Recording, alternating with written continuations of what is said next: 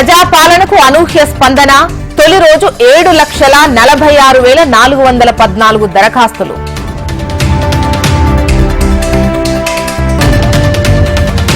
నేడు మేడిగడ్డ బ్యారేజ్ ను పరిశీలించనున్న మంత్రుల బృందం. కాళేశ్వరం ప్రాజెక్టుపై పవర్ పాయింట్ ప్రెజెంటేషన్.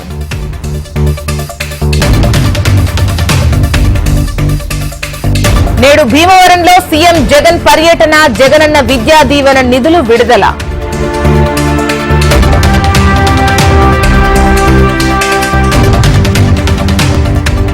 అసెంబ్లీ ఎన్నికలపై స్పీడ్ పెంచిన సీఎం జగన్. 24 గంటల్లో అభ్యర్థుల లిస్టు ప్రకటించే అవకాశం.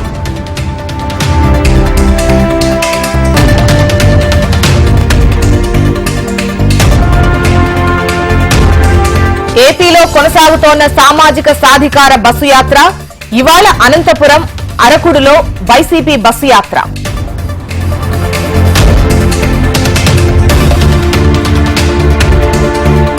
కుప్పంలో రెండో రోజు చంద్రబాబు పర్యటన. టీడీపీ, జనసేన కార్యకర్తలతో సమావేశం.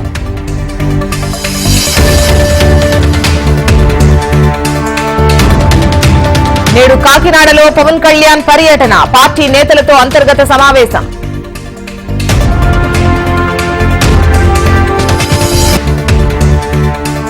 టీటీడీ ఉద్యోగులకు ఇంటి పట్టాల పంపిణీ. వడమలపేట 400 ఎకరాల్లో స్థలం కేటాయింపు.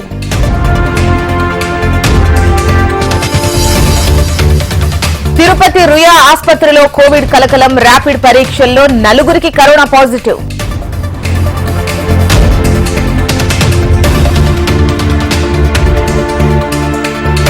తిరుపతి జిల్లా నాయుడుపేటలో భారీ బందోబస్తు. సంచార జాతుల కుటుంబాలను ఖాళీ చేయించిన మున్సిపల్ అధికారులు.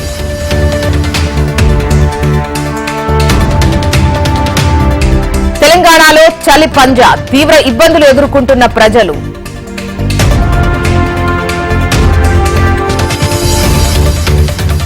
హైదరాబాద్ శివారు ప్రాంతంలో కమ్మేసిన పొగమంచు. విజయవాడ జాతీయ రహదారిపై మంచు తెర.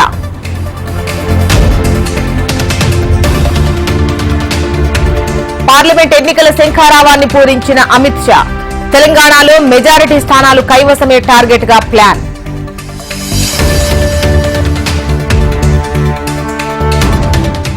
ఉత్తరాదిని కమ్మేసిన పొగమంచు.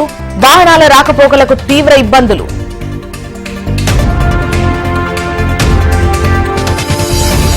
అయోధ్యలో ప్రాణ ప్రతిష్ఠ మహోత్సవం. పూజలో పాల్గొన్న మహిళలు.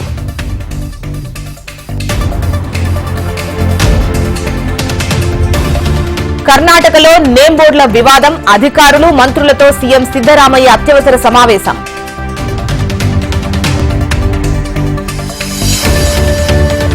పూణేలో జనావాసాల్లోకి చొచ్చుకొచ్చిన చిరుత. అతి కష్టం మీద బంధించిన అటవీ శాఖ అధికారులు.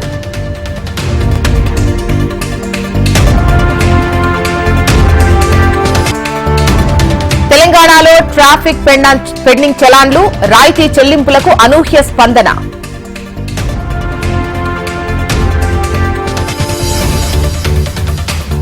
రేపు అయోధ్యలో ప్రధాని పర్యటన. విమానాశ్రయం ప్రారంభం. అభివృద్ధి పనులకు శంకుస్థాపన.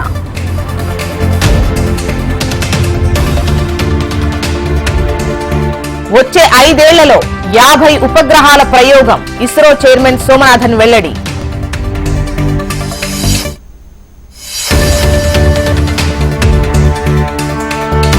మరింత విస్తరిస్తోన్న JN1 సబ్ వేరియంట్.